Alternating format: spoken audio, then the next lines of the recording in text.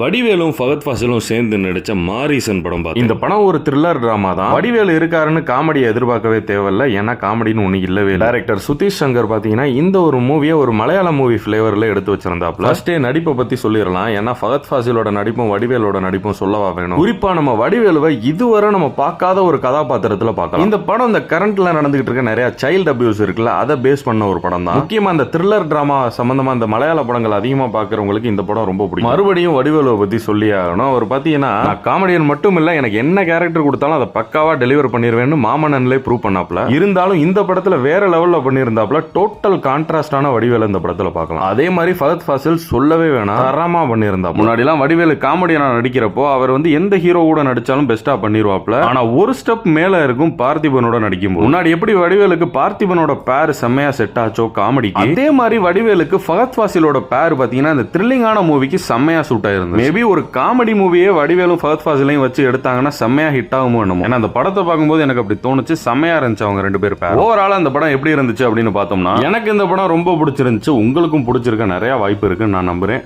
பார்க்கலாம்.